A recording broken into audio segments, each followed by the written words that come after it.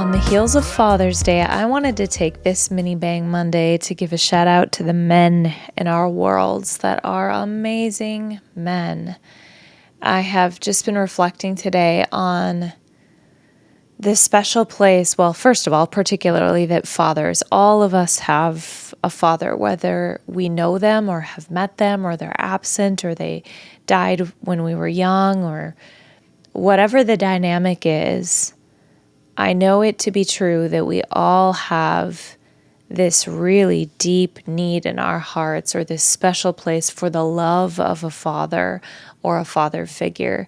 And when we don't have that, we grieve that, we mourn that, we miss that. And when we do have that, it seems to me that with men and women that we also have a craving for a depth of connection, a depth of love, a depth of consciousness from our father figures.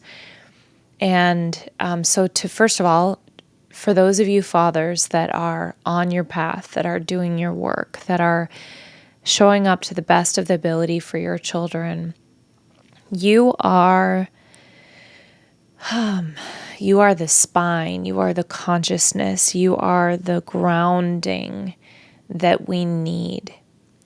And that is where I want to sort of stick a pin in this for this Mini Bang Monday. I've heard many of you men share with me that you've heard women tell you, I don't need you. And I think it's a bit of, I'm going to make some sweeping generalizations, which is always a really safe thing to do in this current world we live in. But I'm going to make some generalizations. I know that these are, a rule of thumb maybe, and maybe for a contingency of the population, but not for everybody. But I don't know if I've ever actually said that to a man. Probably I have. Maybe, I don't know. I don't think I have, but I've heard women say it, and I understand the sentiment behind it, I think. So if a woman says, listen, I don't need you, my perception is that is a reactionary statement on the front end. It's coming from a place of protectiveness. It's coming from a shielded heart. It's coming from a defensiveness. It's coming from I will fight, I will protect, I am a mama bear, I am independent, I can handle this. And if we want to empathize with that, and I can empathize with that myself, I think if we go way, way back, it goes back generations, it's ancestral. We have just women in general, and hang with me, guys. So I'm gonna take us somewhere here, I hope. But we have been betrayed by men, not all men, but by some men, just as you men have been betrayed and manipulated by women. But I'm just going to speak to this for a second.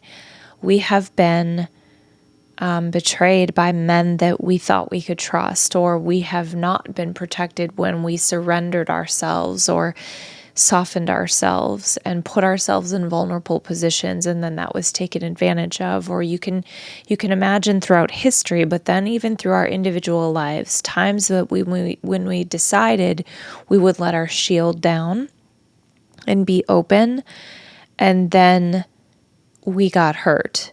And so that kind of like, I don't need you, comes from a place of self-protection.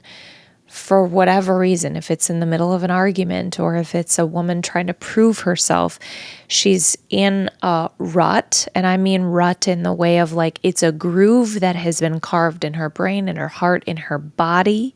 It is a way of being that she has learned, maybe from her mother, maybe from her grandmother, or maybe in this life I can speak for myself as a single mom, trying to make it in a world and in a society that rewards masculine behavior. So as a woman then, I am practicing over and over and over how to behave in masculine ways so that I can succeed in my job, so that I can pay my bills. So if you listen to any of the other podcast episodes, you'll see how some of these themes and ideas weave together. And that's not anyone's fault. And men, that's not your fault. So what I'm coming back to is why, I just want to just pause on why women might say, I don't need you. So we've got a little bit of that history there and where maybe it's coming from. But what I believe is happening in that moment, anytime we have this emotion of anger or a reactionary statement, if you peel the layers back at the core, at the root, there's always like an extreme tenderness. So I think that's true for all of us, that when we maybe even shut ourselves off and turn ourselves icy, why do we do that? It's because we're protecting something that is so beautiful on the inside. And we know that we've got to get around the outside of it to keep that little thing safe, or that's our protective mechanism that we've put in place. So what's beneath the, I don't need you? I believe it's like, I want you deeply. I do need you, but I'm so afraid. I'm so afraid to open up my heart again. I'm afraid of getting hurt. I'm afraid of giving control. I'm afraid of being vulnerable. There's so much fear there for so many women, but beneath that is like a really deep yearning to be so met and deeply seen and deeply penetrated by the masculine.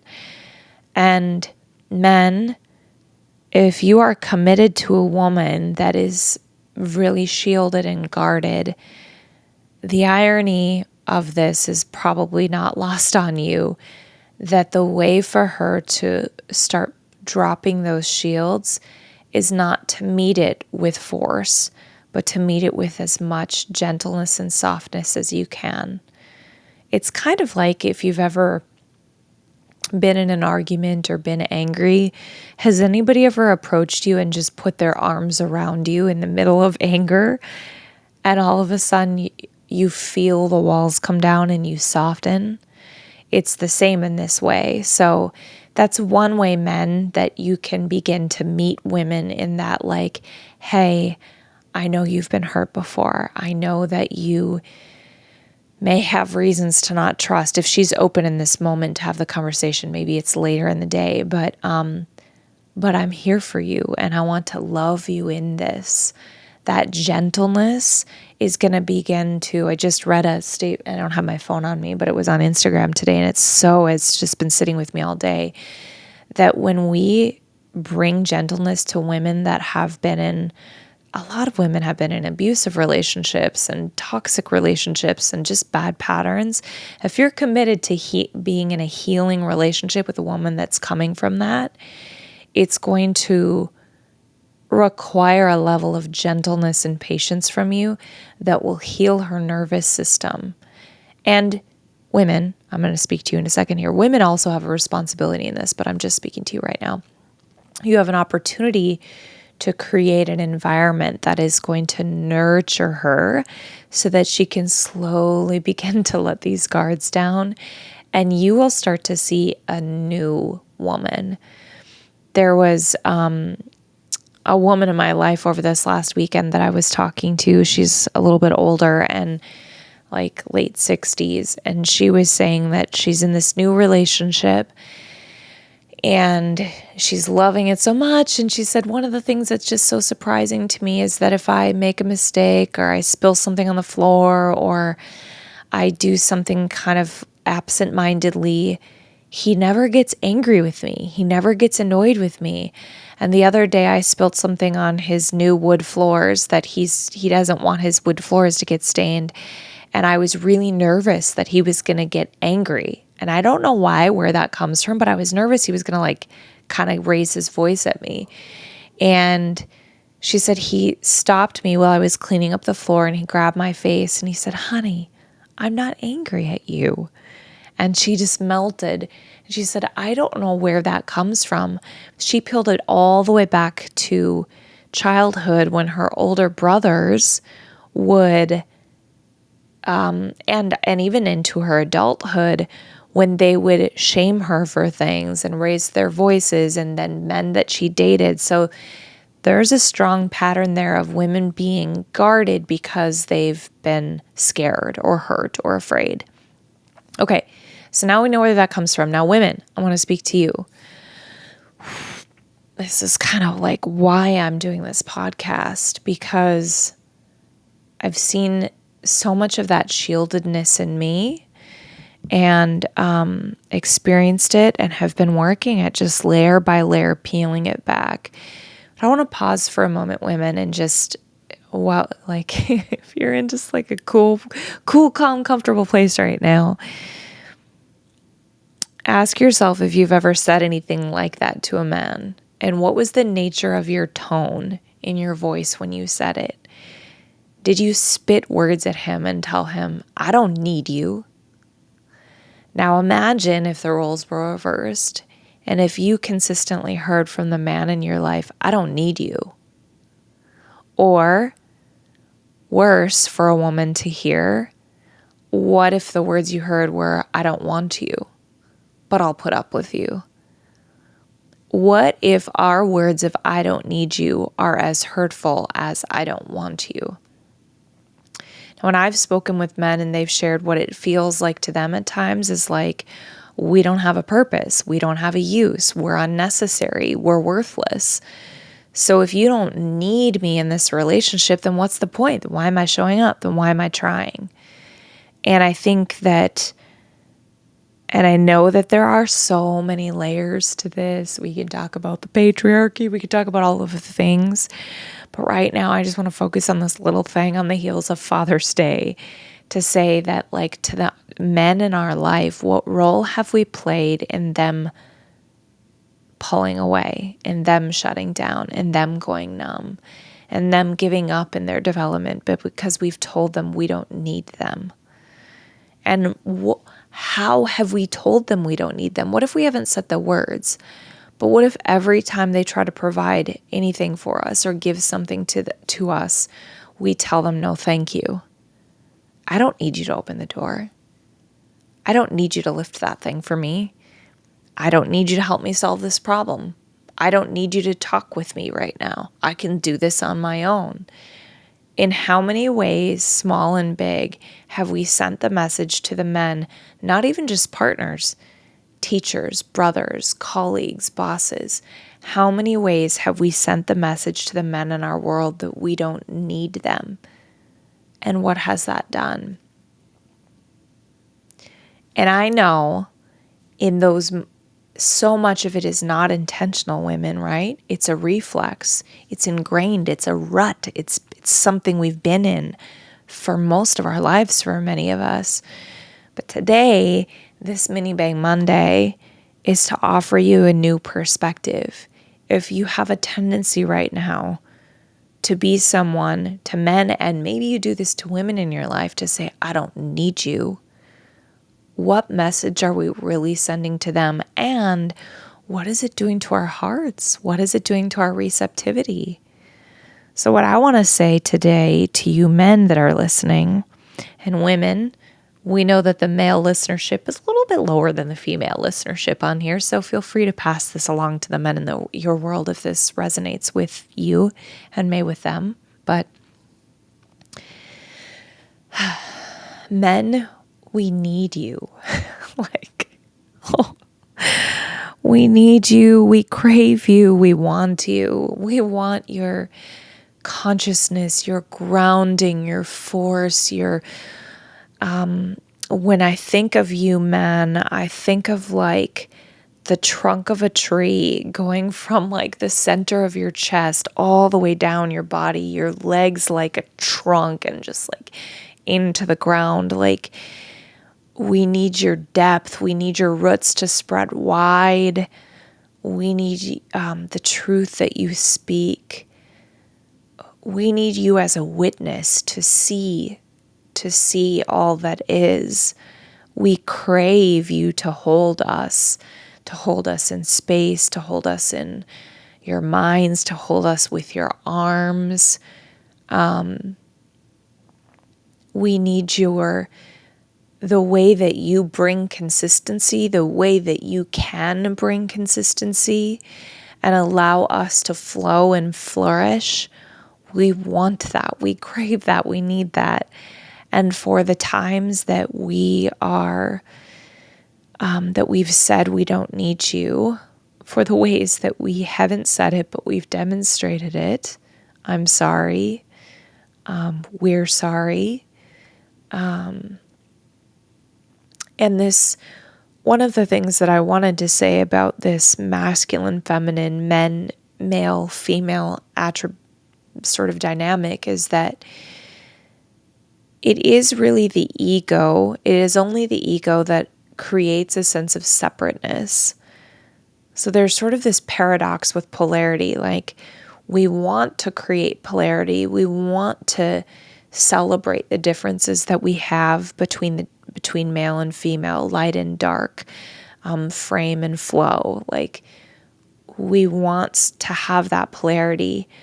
But when we elevate beyond that, the soul doesn't see separateness. The soul only sees us as unified. And that is my hope, that as we continue to sort of birth this next iteration of relationships, this next social paradigm, that this isn't an either or, this is no pitting one against the other. This is a beautiful celebration of both, and then a union, whether it's in relationship or in society or in dynamics, that there isn't a separateness, but that we need both. We need you. And in order for all of us as individuals to operate at our highest ability, we need as many humans as possible to be fully awake. So men, if you've been sleepwalking, if you've been numb, if you've heard from people in your life that you're not needed, that's not the truth. The truth is, we need you firm. We need you strong. We need you here. We need you awake. We want you. We want you present. There are so many women that I'm talking to that are yearning. I used to hate that word because it sounded so cheesy to me, but like, I don't know a better word to describe the depth of craving that does not come from a place of neediness. It's not from just stumbling into this, really, these words. That may be another part of where it comes from when we say, I don't need you. Because it's not from a needy, clingy place. It's from a deep, deep place that we yearn for you, that we crave for your presence, your depth, your width, your consciousness, your grounding. Masculine, whether you're male or female, if you're predominantly masculine internally, we need you. We want you. Okay, so for this week, women, maybe consider, who are the men in my life that I've sent mixed messages to? Brothers, colleagues, partners, sons, uncles, whomever it is. And how might I start sending a different message that they are valued and loved and desired? Because when they know that and start to embody that and show up that way, it gives us freedom. And then that us living in that freedom gives them that freedom. And it's this lovely little dance, positive upward spiral, and alchemizing. Anyhow, who can you encourage this week and let them know that we want them in their full presence? Okay. Have a banging day.